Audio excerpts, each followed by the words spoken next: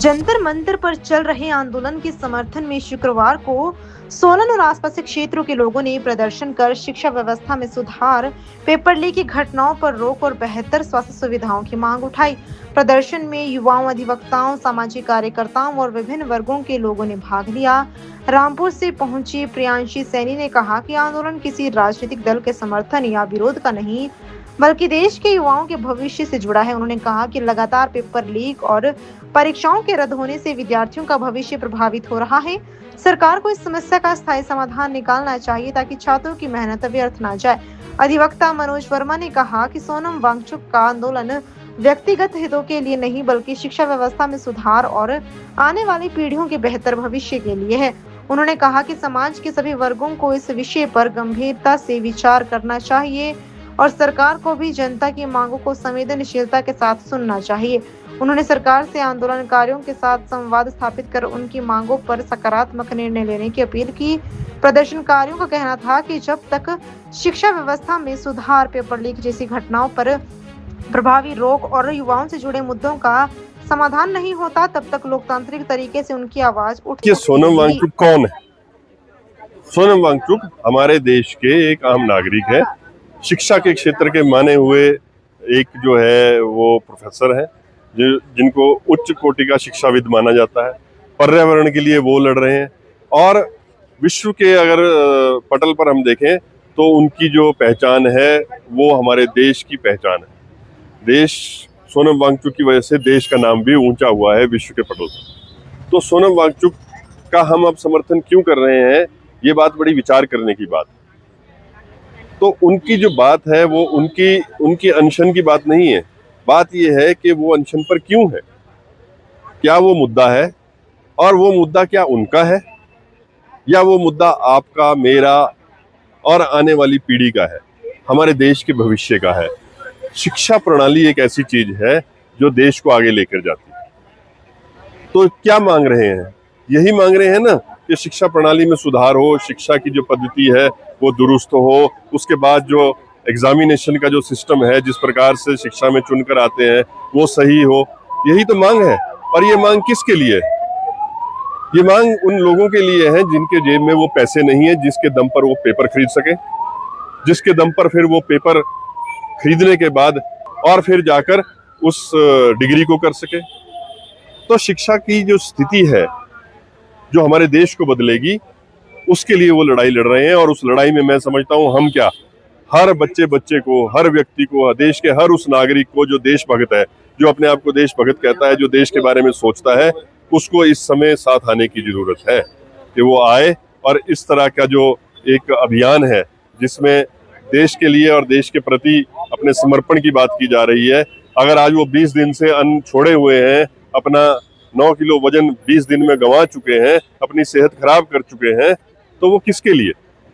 इस उम्र में वो क्या चाह रहे हैं? क्या चाहिए उनको? क्या हासिल करना है उनको? कुछ नहीं करना है। वो चाह रहे हैं देने के लिए। तो हम भी अगर यहाँ उनके साथ एक दिन के लिए सांकेतिक हड़ताल पर है तो हम भी कुछ नहीं चाह रहे, हमें भी कुछ नहीं चाहिए। हम सिर्फ इतना चाहते हैं कि सरकार जनता की आवाज को सुने और जनता की जो मांग है, जो उनकी जरूरत है, उसके अनुसार वो नीति बनाए। और इस सरकार का कर्तव्य भी यही है। इससे ज्यादा सरकार की क्या जरूरत है? हमें नीतियां सरकार बनाती है, हम यही चाहते हैं कि वो नीतियां लोगों के मतलब की हो और उन लोगों के मतलब की हो जिनको उन नीतियों की जरूरत है। देखिए, आम लोग जो है इस आंदोलन में पूरी तरह से जो है वो जुटी हुई है। इस मुद्दे पे बात हो रही है, इस विषय पे बात हो रही है, विचार हो रहा है। लोग अपने जो है वो ख्याल इस बात पर लेकर आ रहे हैं। सोशल मीडिया में आप देखेंगे भरमार है।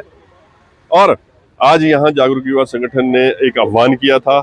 यहाँ पर हर प्रकार से हर तरह के लोग, बुद्धिजीवी लोग हैं, शहर के जाने माने लोग हैं, शहर के सीनियर सिटीजन हैं, स्कूलों के, कॉलेजों के युवा है और मेहनतकश लोग हैं, ऑटो वाले हैं, टैक्सी वाले हैं और जो विभिन्न प्रकार के काम करने वाले हैं, जो एक एक रुपया जोड़ रहे हैं इस आस में कि हमने कल को अपने बच्चों को अच्छी शिक्षा देनी है। जो काम हम कर रहे हैं, जिस मुसीबत से और जिस प्रकार से हम बीत रहे हैं, जो स्थितियां आज हमने या हमारे परिवारों ने पूर्व में देखी है, वो स्थितियां हमारे बच्चों को ना देखनी पड़े, हमारा भविष्य भी अच्छा हो, उनका भविष्य भी अच्छा हो, इसलिए वो आज यहाँ पर हमारे साथ है। यही साथ समर्थन हम चाहते हैं और वो हमें यहाँ पर मिल रहा है। बिल्कुल बिल्कुल। देखो, अगर सरकार के अंदर कुछ भी एक ऋण ऋण जिसको कहते हैं ना, अगर उनके मन में ये बात है कि आज हम अगर सत्ता में बैठे हैं तो इन लोगों की बदौलत बैठे हैं, और आज वो लोग अगर सड़क पर हैं तो हमने उन्हें सड़क पर नहीं बैठने देना है। उनके दुख को, उनके तकलीफ को सरकार ने साथ खड़े होकर सुलझाना है, समझना है, तो वो इस बात को जरूर सुनेगी।